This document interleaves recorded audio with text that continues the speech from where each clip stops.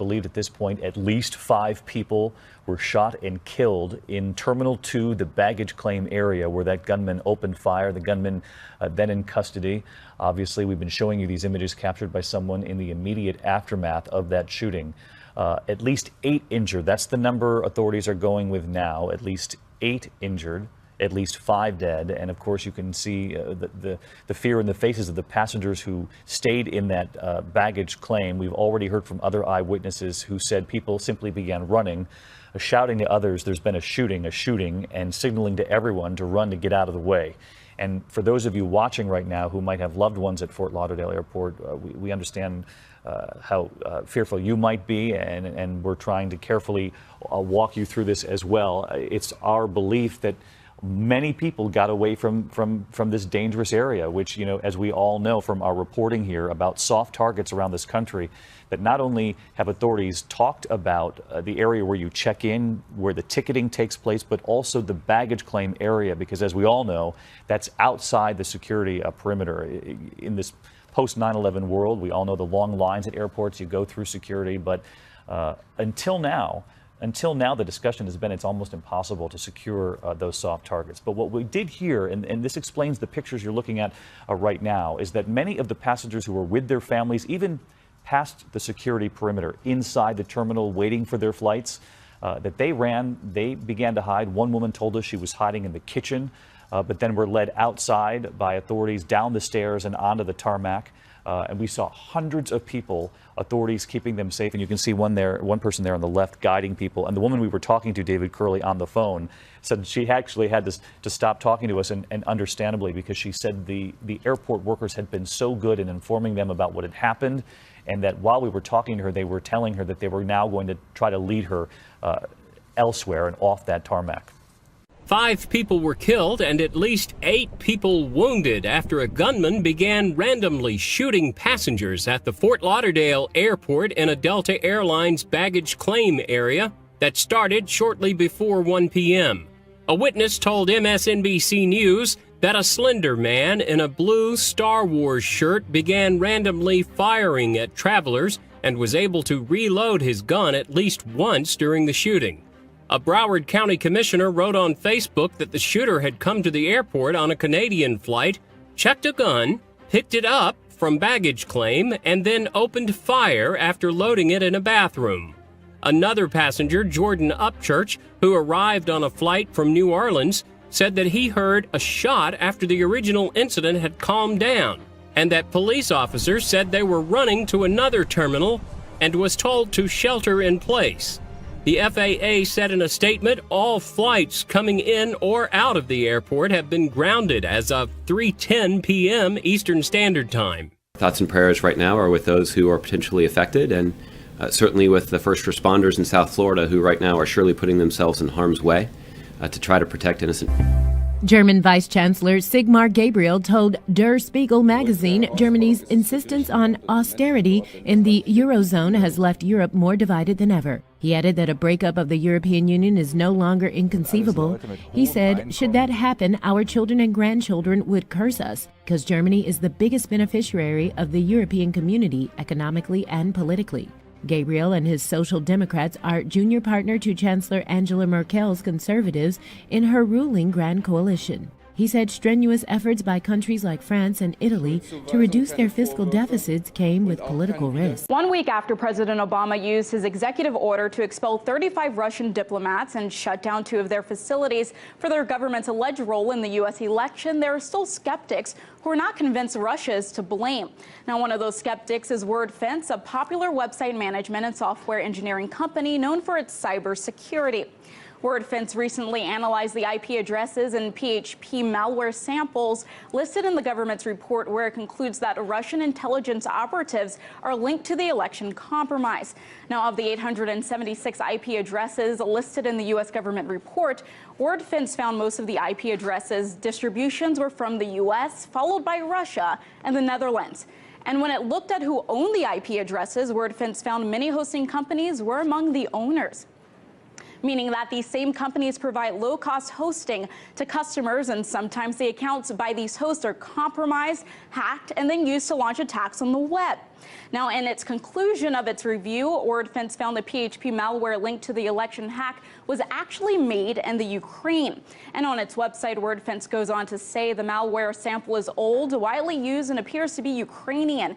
It has no apparent relationship with Russian intelligence, and it would be an indicator of compromise for any website. Now, Mark Munder, the CEO of Ordfence, says the government's report doesn't have enough data to conclude a direct link that Russia interfered with the U.S. election. With only 2 weeks remaining until President-elect Donald Trump takes the presidential oath, China has already been testing his temperament. Recent air and sea drills of new advanced military weaponry suggest Beijing won't back away from projecting its power in East Asia. Meng Fai Li has the story. While Americans enjoyed New Year's football games, China successfully completed live-fire exercises of its first advanced fighter jets. Called the J-15 Liaoning, the Chinese Navy tested the jets in the South China Sea on the country's first aircraft carrier. The flights indicate the Chinese government is now fully equipped with advanced weaponry to reach well beyond its own territory.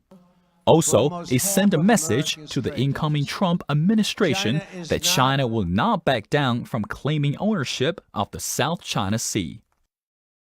One Chinese naval officer said the new jets performed well during difficult conditions. We have accumulated experience and got familiar with the way of how to operate the carrier under complicated conditions. Last year, tensions with the United States escalated when the Chinese Navy seized a U.S. underwater drone near the Philippines. President-elect Trump said China could keep the drone, but Beijing eventually returned it. Meanwhile, U.S. ally Taiwan is nervous about China's military buildup and says it could threaten the balance of power in the East Asia region. President-elect Trump has already expressed concerns about China's military expansion in the South China Sea. He has yet to announce specifics on how he may respond to Beijing's buildup. Meng Fei Li, CBN News. In the midst of all the legal battles going on in North Carolina over the controversial HB 2 bill, protesters of the discriminatory bill are stepping up in creative ways to show their support for the transgender community. A new symbol has been at the forefront of this movement that blends the female and male bathroom sign together, showing that there should be no labels or separation. The symbol was trademarked in 2014 by transgender male Avery Dickerson. He created the logo for his clothing design, Deconstruct. The symbol is now doubling as the symbol for safe bathrooms at private businesses. Making it the first U.S. state to offer a regular path to such treatment, California implemented guidelines on Tuesday to decide whether transgender prison inmates can undergo sex reassignment surgery. Last summer, California agreed to regularly provide and pay for treatments, including hormones as well as surgery to alter the biological sex of its prisoners. They would also have to undergo hormone therapy and live for a year in their preferred gender roles. Under the terms of the settlement with Shiloh Quine, who was born male but identifies as a woman, the state agreed to provide her surgery and transfer her to a women's prison. And making history, for the first time ever, the Marine Corps is placing 3 enlisted female Marines in a ground combat unit. The women, who have yet to be identified, will serve as it says riflemen, but I think it's riflewomen, machine gunner, and mortar Marine at Camp Lejeune in North Carolina. So that's wonderful. Complicating GOP plans to move swiftly to undo the health care law, a growing number of Senate Republicans are resisting the idea of repealing Obamacare without a concrete replacement proposal. Republican Senator from Kentucky Rand Paul started the open intra-party dissension this week. The libertarian-leaning senator urged Republicans to vote on a replacement plan at the same time they pass a repeal bill. He was followed a day later by hardline conservative senator from Arkansas Tom Cotton. He was then followed by the more centrist senator from Tennessee, Bob Corker. Then on Friday, Paul said on Twitter that the most important Republican, President-elect Donald Trump, is also on board. Speaker of the House Paul Ryan announced Thursday that he will move to defund Planned Parenthood as soon as next month, outlining a bill that is likely to pass in both houses of Congress and to be approved by President-elect Donald Trump once he takes office. On Friday, the health care provider which serves 2.5 million women and men each year, responded by hand-delivering over 86,000 petitions to Ryan's office, each one sent in by a volunteer. On Twitter, Planned Parenthood wrote that Speaker Ryan's office sent 6 security guards to block the deliveries and partially closed the office for scheduled appointments only. A little poke there. It's not every day that we watch joints rolled up in preparation for the presidential inauguration. You have my joint version of a joint. Adam Edinger says he's not blowing smoke. This pot was grown at his home. He wants to send a strong message to Donald Trump on the day he becomes president. It's not an anti-Trump event so much as it is anti-prohibition. Edinger leads the group DCMJ, which pushed for the legalization of marijuana in the district. Now he wants his movement to go national, so he'll hand out free pot and ask people to light up 4 minutes and 20 seconds into Trump's speech. Organizers have said they will walk here to the National Mall around 10 on the morning of January 20th and hand out 4,200 joints along the way. We are wise to say publicly that we're handing it all away before we get to the National Mall. That's because possessing or smoking pot on federal property is illegal in D.C. The district allows anyone over the age of 21 to have up to 2 ounces or less in public and give someone else of at least the same age 1 ounce. The group 420 USA will be at the inauguration, but not with a joint. We have every intention of keeping up the pressure. We just simply want to give Donald Trump a chance to get into office and show us what he's going to do. 420 USA supports ending marijuana prohibition at the federal level. We are tired of being ignored. We're going to smell it up. In Northwest Washington, Cheryl O'Connor.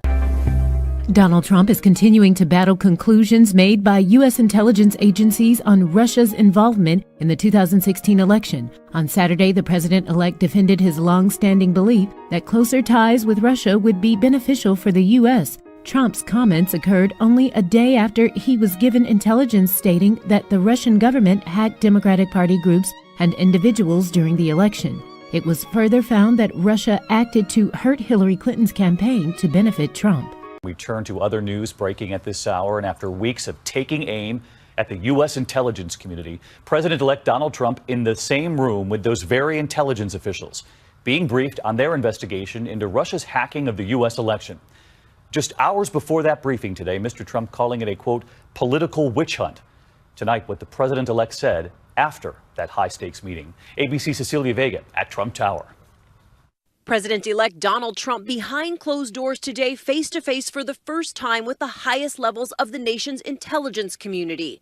That classified meeting coming just days after he publicly bashed their findings that Russia tried to interfere with the election. I also know things that other people don't know, and so they cannot be sure of this situation. Like what do you know that other people don't know? You'll find out on Tuesday or Wednesday. Tuesday and Wednesday came and went with no announcement about what Trump really knows. Again and again, Trump refusing to accept the findings of 17 U.S. intelligence agencies. They have no idea if it's Russia or China or somebody. It could be somebody sitting in a bed someplace. Just this morning, in an interview with the New York Times, he called it a witch hunt. Hours later, Trump sat across from the director of national intelligence and the heads of the FBI, CIA, and NSA as they presented their explosive report, concluding, quote, Russian President Vladimir Putin ordered an influence campaign in 2016 aimed at the U.S. presidential election to undermine public faith in the U.S. democratic process,